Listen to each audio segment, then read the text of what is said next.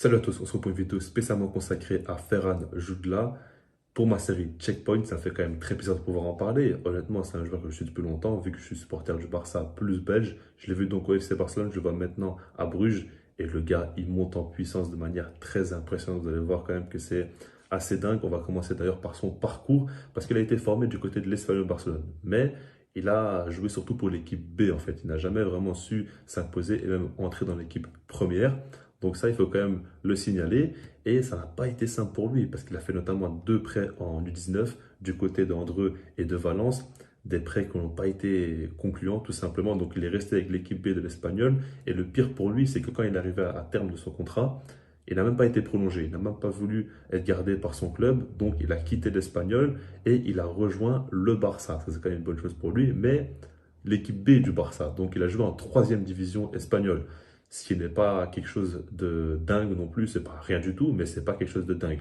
Le truc, c'est qu'avec l'équipe B, il a montré de très belles choses et il a vite su monter en puissance. Ça qui est assez fou, parce que du coup, il a su marquer des buts, il a su être important dans le jeu et il a frappé un petit peu à l'œil des dirigeants, on va dire, du Barça, pas non plus que ça, mais en tout cas, ça a été intéressant, en tout cas pour l'équipe B.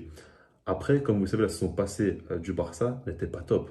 Déjà, on avait beaucoup de blessés, mais en plus de ça, l'effectif n'était pas assez rempli. Il y avait beaucoup de joueurs qui n'étaient pas forcément au niveau. C'est pour ça qu'au mercato d'hiver, il y a eu pas mal de recrutements, comme notamment Aubameyang, Ferran Torres, etc. Et du coup, bah, il a eu sa chance avec l'équipe première et il a directement saisi. Il a vite su être décisif, vite su marquer son premier but. Et ensuite, il a joué plusieurs matchs, il en a joué 7 au total. Il a joué des fois en tant qu'ailier, des fois en tant que numéro 9, mais à chaque fois, il faisait ses matchs, il était vraiment impressionnant et il n'avait pas forcément de complexe quand il joue en fait. C'est ça qui est assez dingue. Et quand tu regardes, pour moi, vraiment, l'une de ses grandes qualités, c'est vraiment son mental, mais on va y revenir plus tard. Alors, déjà, par rapport donc à lui, on va dire sa carte d'identité, il est né le 1er février 1999, il a donc 23 ans. C'est un Espagnol qui mesure 1,75 m et son poste est donc avant-centre. Après, on va y revenir plus tard, mais il peut jouer aussi à plusieurs postes et c'est un peu plus compliqué que simplement avant-centre.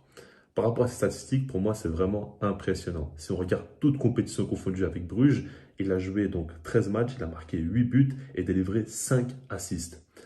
Le plus impressionnant, c'est que dans ces stats-là, il y a 3 matchs en Ligue des Champions avec 2 buts et 2 passes D.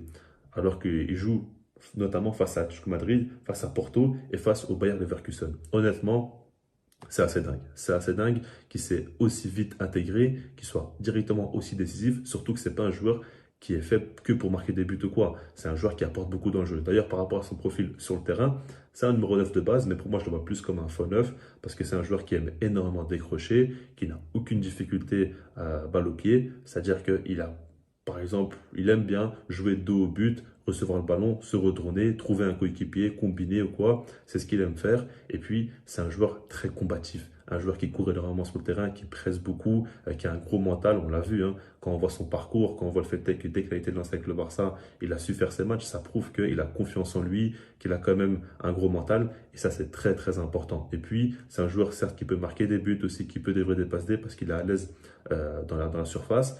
Mais c'est un joueur qui peut faire de très bons matchs sans marquer de but, parce qu'il apporte beaucoup. Il peut faire le lien avec le milieu et l'attaque à lui tout seul. Il peut aussi combiner avec les joueurs autour de lui, les rendre meilleurs tout simplement. C'est un joueur clairement d'axe pour moi. Il a aussi joué en tant qu'ailier au Barça. Il peut le faire, mais pour moi, c'est pas forcément un joueur de déséquilibre. C'est pas un joueur très rapide, très technique, très bon en un contre un, mais c'est un joueur à l'aise, très complet dans plusieurs compartiments du jeu et aussi quand même très agile. Donc honnêtement, c'est un joueur intéressant. Pour vous dire, selon moi, il devrait même être sélectionné par Luis Enrique durant la Coupe du Monde. Moi, j'aimerais beaucoup le voir. Je pense qu'en attaque du côté de l'Espagne, il n'y a pas grand monde. Alors certes, c'est pas la folie de lancer un gars comme ça durant la Coupe du Monde alors qu'il n'a jamais connu la sélection. Mais quand tu vois son parcours, il a su assumer quand même des rôles très compliqués pour lui. Je pense que c'est une énorme étape pour lui. Mais il peut le faire. Je pense surtout que la concurrence n'est pas top en Espagne, donc il a vraiment de quoi tenter sa chance. Et puis il y a plusieurs joueurs là-bas qu'il connaît. Les joueurs du Barça, quand même, il les a déjà connus. Donc il peut facilement s'intégrer au style de jeu déjà. Et en plus de ça, il peut aussi marquer des buts.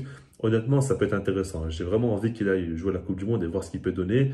C'est pas gagné d'avance, mais il y a une possibilité très clairement. Donc voilà, par rapport à ce joueur-là, franchement, j'ai hâte de voir jusqu'où il pourra aller. Parce que d'un côté, quand on y pense, arriver à Bruges et jouer avec des champions, pour lui, c'est déjà assez dingue. Mais aujourd'hui, tu te dis qu'il peut encore aller bien plus haut. Il a 23 ans, certes, mais il a tellement un mental solide et il est tellement ambitieux que tu te dis qu'il peut vraiment passer des caps encore dans sa carrière. Et c'est vrai que c'est un parcours très atypique que je trouve vraiment très intéressant. Dites-moi vous ce que vous en pensez dans les commentaires, et puis sur moi je vous dis peace.